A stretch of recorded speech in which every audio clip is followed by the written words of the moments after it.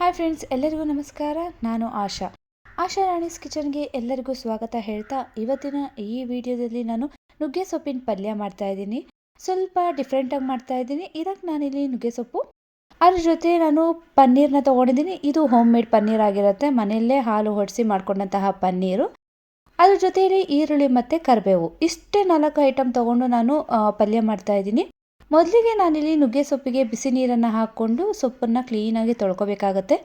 ತಣ್ಣೀರಿಂದ ತೊಳ್ಕೊಳ್ಳೋದಕ್ಕೆ ಆಗೋದಿಲ್ಲ, ಯಾಕಂದರೆ ಸೊಪ್ಪು ತಣ್ಣೀರಲ್ಲಿ ನೆನೆಯೋಲ್ಲ. ಅದಕ್ಕಾಗಿ ನಾನಿಲ್ಲಿ ಬಿಸಿನೀರನ್ನ ಯೂಸ್ ಮಾಡ್ತಾ ಇದ್ದೀನಿ.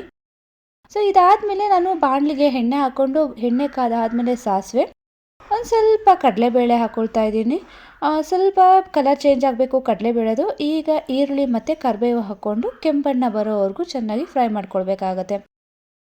ಜೊತೆಲಿ ನಾನು ಸ್ವಲ್ಪ ಶುಂಠಿ ಬೆಳ್ಳುಳ್ಳಿ ಪೇಸ್ಟ್ ತೊಗೊಳ್ತಾ ಇದ್ದೀನಿ. ನೀವು ಬೇಕಿದ್ರೆ ಇದನ್ನು ಸ್ಕಿಪ್ ಮಾಡ್ಬೋದು. ಅದು ಹಾಕ್ಕೊಂಡ್ರೆ ಟೇಸ್ಟ್ ತುಂಬಾ ಚೆನ್ನಾಗಿರುತ್ತೆ. ಈರುಳ್ಳಿ ಕೆಂಬಣ್ಣ ಬಂದಾದಮೇಲೆ ನುಗ್ಗೆ ಸೊಪ್ಪನ್ನ ಕ್ಲೀನಾಗಿ ತೊಳೆದಿಟ್ಕೊಂಡಿದ್ದೆ, ಅದನ್ನು ಹಾಕ್ಕೊಳ್ತಾ ಇದ್ದೀನಿ. ಅದನ್ನು ಚೆನ್ನಾಗಿ ಮಿಕ್ಸ್ ಮಾಡಿಕೊಂಡು ಪ್ಲೇಟ್ ಮುಚ್ಚಿ ಒಂದು ಸಣ್ಣ ಉರಿಯಲ್ಲಿ 5ರಿಂದ 10 ನಿಮಿಷ ನಾನು ಸೊಪ್ಪನ್ನು ಬೇಯಿಸ್ಕೊಳ್ಬೇಕಾಗತ್ತೆ. ಎಲ್ಲಿವರೆಗೂ ಬೇಯಿಸ್ಕೊಳ್ಬೇಕಾಗತ್ತೆ ಅಂದರೆ ನುಗ್ಗೆ ಸೊಪ್ಪಲ್ಲಿ ಇರುವಂತಹ ನೀರಿನ ಅಂಶ ಎಲ್ಲ ಫುಲ್ ಡ್ರೈ ಆಗಬೇಕು, ಅಲ್ಲಿವರೆಗೂ ಬೇಯಿಸ್ಕೊಳ್ಬೇಕಾಗತ್ತೆ. ಈಗ ಪನ್ನೀರನ್ನ ರೆಡಿ ಮಾಡ್ಕೊಂಡಿದ್ನಲ್ಲ, ಸೊ ಆ ಪನ್ನೀರನ್ನ ಹಾಕ್ಕೊಂಡು ಅದು ಕೂಡ 1-2 ನಿಮಿಷ ಫ್ರೈ ಮಾಡ್ಕೊಳ್ಬೇಕಾಗತ್ತೆ. ಯಾಕಂದರೆ ಪನ್ನೀರಲ್ಲಿರೋ ಅಂತಹ ಹಸಿ ಸ್ಮೆಲ್ ಹೋಗಬೇಕು.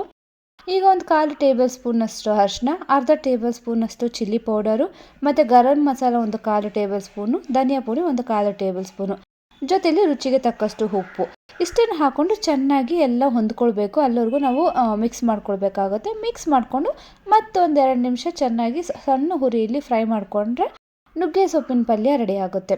ಇದನ್ನು ನಾವು ಚಪಾತಿ ಜೊತೆಗೆ ತಿನ್ನೋದಕ್ಕೆ ತುಂಬಾ ಚೆನ್ನಾಗಿರುತ್ತೆ. ನೀವು ಒಂದು ಟೈಮ್ ನಿಮ್ಮ ಮನೆಯಲ್ಲಿ ಟ್ರೈ ಮಾಡಿ. ಇವತ್ತಿನ ಈ ವಿಡಿಯೋದಲ್ಲಿ ನಾನು ಪನ್ನೀರ್ನ ಯೂಸ್ ಮಾಡಿದ್ದೀನಿ. ಕೆಲವೊಬ್ಬರು ಮೊಟ್ಟೆ ಕೂಡ ಯೂಸ್ ಮಾಡಿ ನುಗ್ಗೆ ಸೊಪ್ಪಿನ ಪಲ್ಯ ಮಾಡ್ಕೊಂಡು ತಿಂತಾರೆ. ನೋಡಿದ್ರಲ್ಲ ನಮ್ಮನೇಲಿ ನಾನು ಹೇಗೆ ನುಗ್ಗೆ ಸೊಪ್ಪಿನ ಪಲ್ಯ ಮಾಡ್ತೀನಿ ಅಂತ.